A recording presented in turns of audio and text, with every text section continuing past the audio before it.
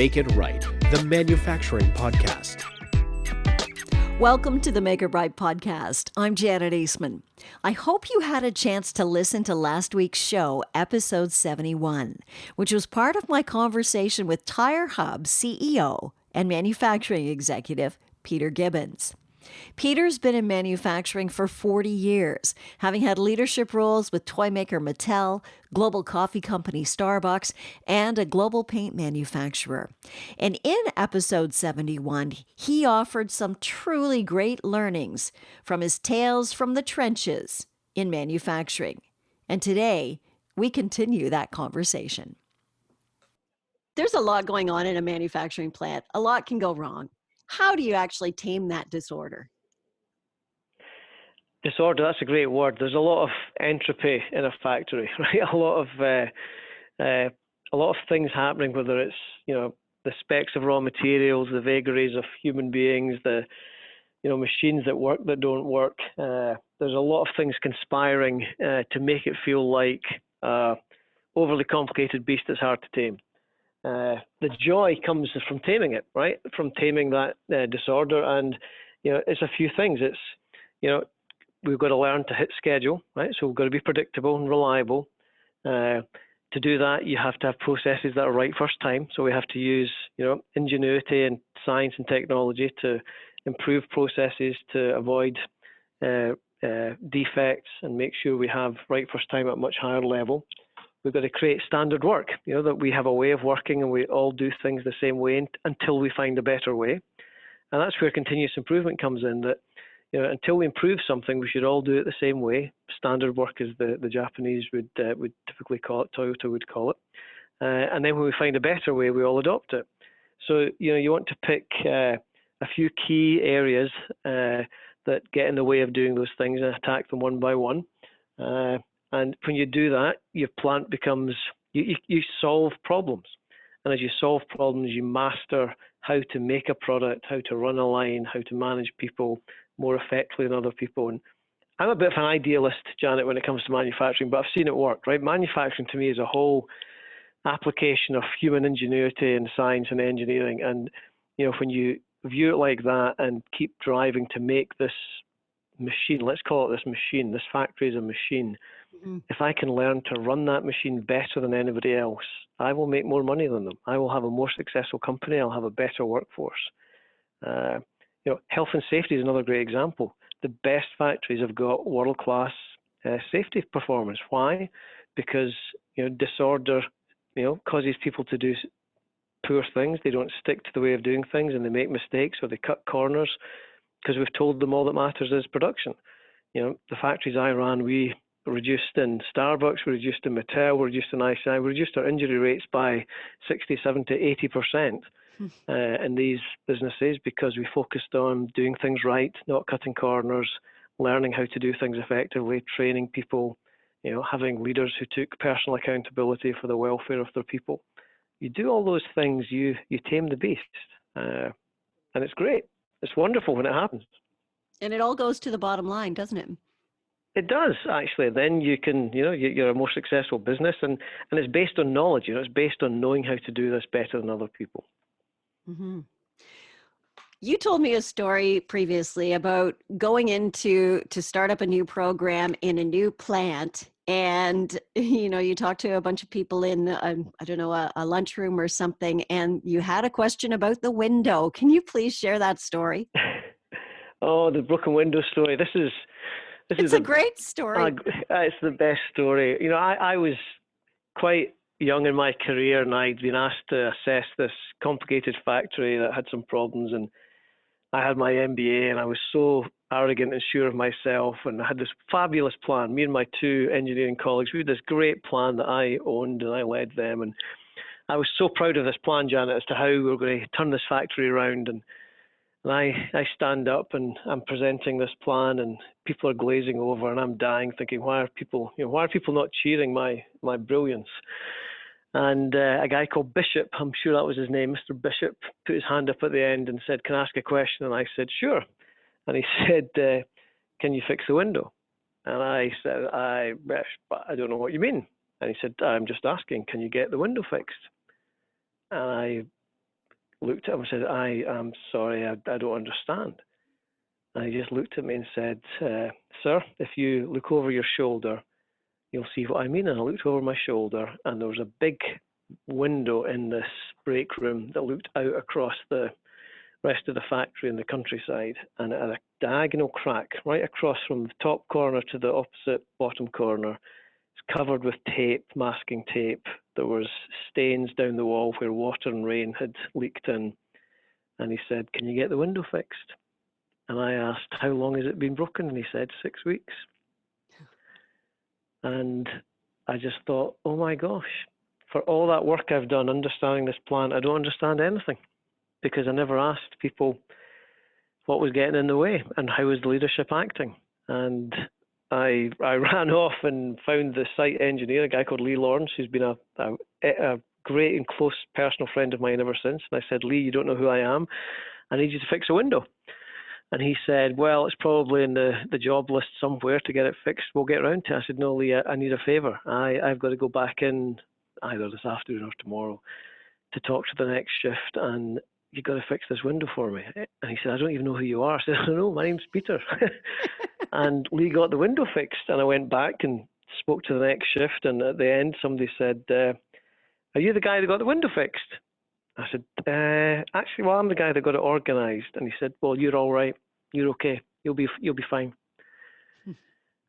And, you know, I'll just say this. I didn't say this to you before. It reminded me very much of my father. My father was a principal of a school, and he would tell stories about fixing things to make sure that, you know, parents had their kids educated in his school. And I thought, gosh, this is what my dad would have done. He wouldn't have had a broken window in his school. He'd have had it fixed. Mm-hmm. And to be more back to business, it's if leadership can't even fix the window in your break room, why would you trust them to do anything for you? Right. Yeah. In your career, Peter, you have worked for toy companies, paint companies, coffee companies. Are the challenges all the same, basically? You know, at a certain level they are, right? I mean, it's people, materials, machines, products.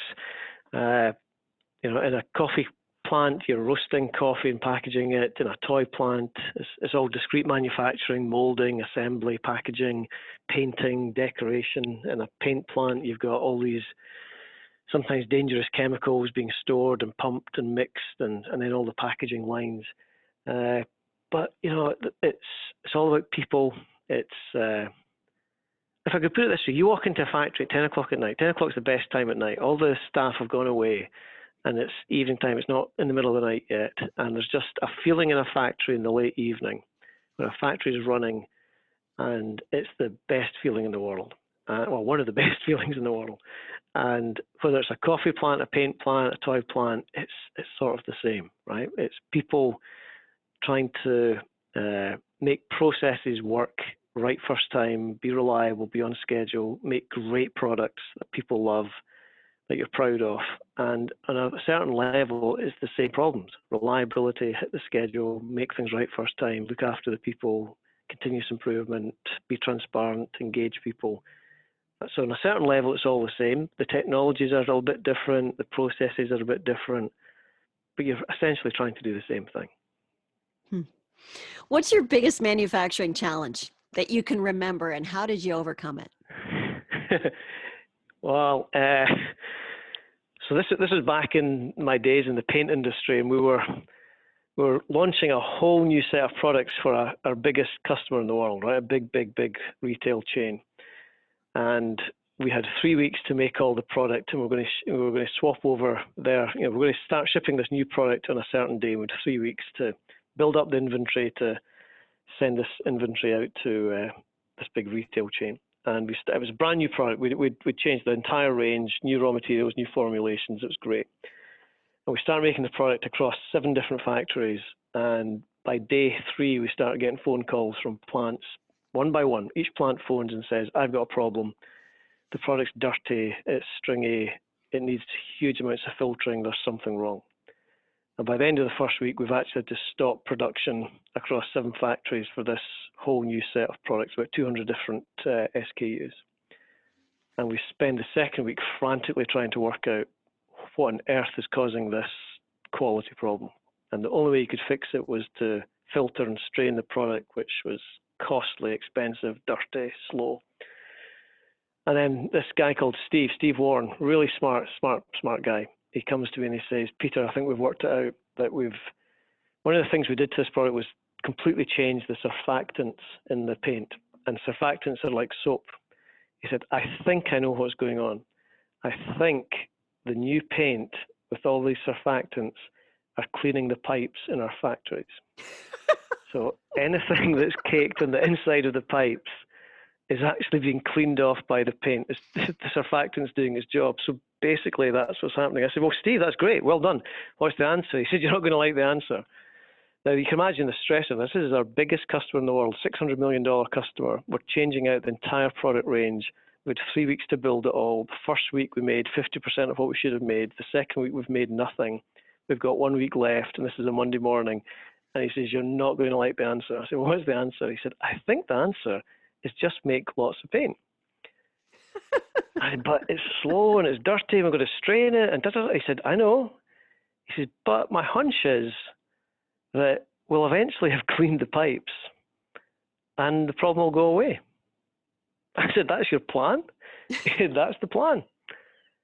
And we all locked ourselves in a room and we analysed the data and we thought it all through. We said, that's the answer. So that Monday afternoon, we fired up the 7 plants on these products and we made, it wasn't bad product, it was product that had to be strained and filtered, so it was really slow and dirty and messy and producing at half the rate.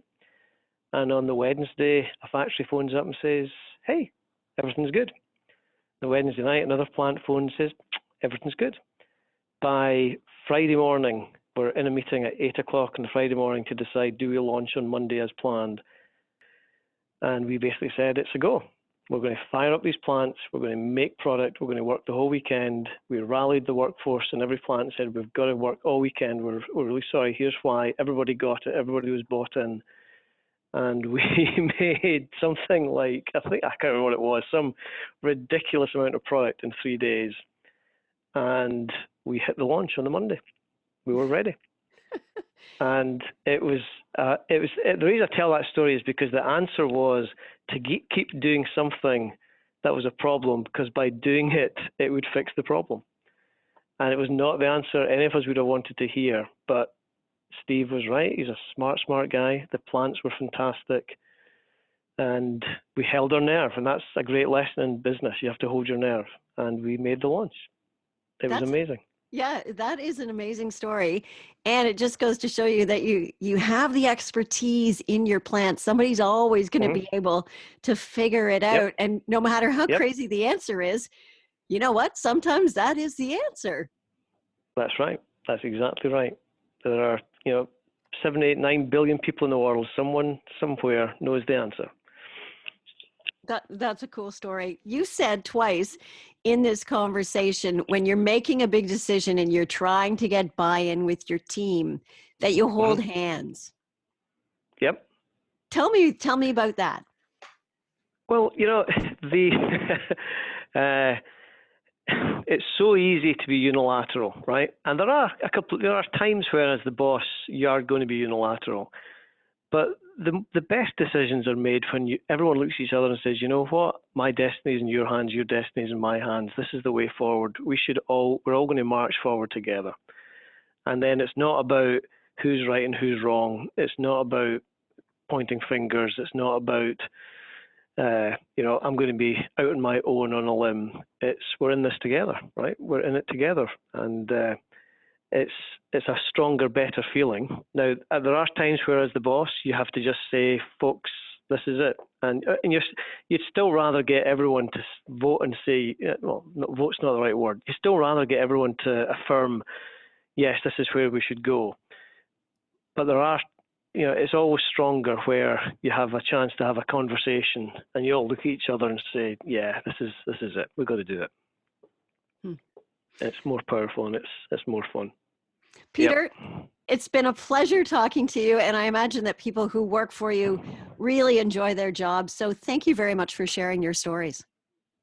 Oh, it's a privilege. Thank you so much for letting me talk with you and share some experiences and ideas. And it's great fun. Thank you. I just love your passion that you have for manufacturing. And I hope in the future that we can chat again about your adventures with Tire Hub, because I think there's a very good story there as well. Oh, we'd love to. We'd be very happy to share the Tire Hub story sometime. Yep. Yeah. Okay. Peter, thank you. All right. Peter Gibbons is a business and supply chain executive and the CEO at Tire Hub. That is our show for this week.